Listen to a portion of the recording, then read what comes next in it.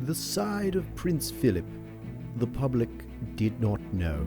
My family and I miss my father enormously. After a life with him, Queen Elizabeth must now face her future without him, Britain's widow queen. Without him, she would be slightly lost, I think. She described it as having left a huge void in her life. What ultimate sacrifice did Philip make for the Queen? I've just done what I think is my best. I can't suddenly change my whole way of doing things. I can't. I don't think she quite realised that it was really going to have a very deep effect on Prince Philip. Why was Prince Philip often considered controversial? He wasn't a sound chap, he was dangerous. It was always his humour that came through, and the twinkle in his eye. Are you well, sir? Do I look ill? Prince Philip's life started in tragedy. His family was forced to flee war-torn Greece. The only way to escape was aboard a British ship. When the family were on board this boat, that the sailors looked at the infant Prince Philip, who was only 18 months old at the time, and decided that the best place for him would be this orange crate from which they fashioned a sort of crib, and there he slept during the journey. At the age of 8, he was separated from his mother. His mother was then tragically confined to what was called in those days an asylum for the mentally disturbed. It was the more tragic because Philip was not told what had happened to his mother. She just vanished from his life. Young Prince Philip had no real place to call home. And it's difficult for me to imagine how on earth he coped with the sort of family life that he had. It turned him into the entirely reliable person that he was. And he learnt very early that he had to really stand on his own 2 feet. As a dashing young naval officer, he met Elizabeth. The attraction was immediate, but there was a problem. Elizabeth's mother did not approve. She felt that Philip he wasn't a sound chap, he was dangerous. In many ways, Philip was much like Lady Diana. The Duke was enormously supportive of Diana. He was once, like her, the royal outsider.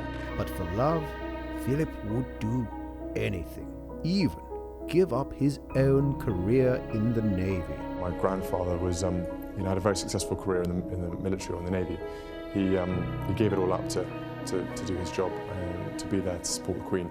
Without him, she would be slightly lost, I think. The sacrifice broke even the Queen's heart. She understood the limitations that he willingly took on in his life as a very masculine man, being always one step behind his wife. One sacrifice, above all, tore Philip to pieces. I don't think she quite realised that it was really going to have a very deep effect on Prince Philip. As he said, I must be the only man in the whole country who was not allowed to pass his name on to his children. As Elizabeth is the reigning monarch, all their children had to carry her surname. Friends joke that while his wife wore the crown, Philip wore the pants. Behind closed doors, he was in charge of the family. He was a fun parent to have around and very conscious of spending time with the children when he could. His fun personality often got the royals in trouble. I've just done what I think is my best. I can't suddenly change my whole way of doing things. I can't change my interests. I can't change my way in which I react to things. It's part of somebody's style, and it's too bad. Prince Philip was a notorious jokester. My father was always capable of being able to manage interviews in a way and say things that the rest of us always dreamed we could say. It was always his humour that came through, and the twinkle in his eye. He was famous for his great sense of humour. Pay attention, because we're now going to see the world's most experienced cack unveiler. Are you well, sir? Do I look ill? But above all, he was a devoted and loving husband. He has quite simply been my strength and stay all these years. And I and his whole family, and this and many other countries, owe him a debt greater than he would ever claim, or we shall ever know. In mourning, his children shared their grief. My dear Papa was a very special person who I think above all else, would have been amazed by the reaction and the touching things that have been said about him. And from that point of view, we are, my family, deeply grateful for all that. It will sustain us in this particular loss and at this particularly sad time.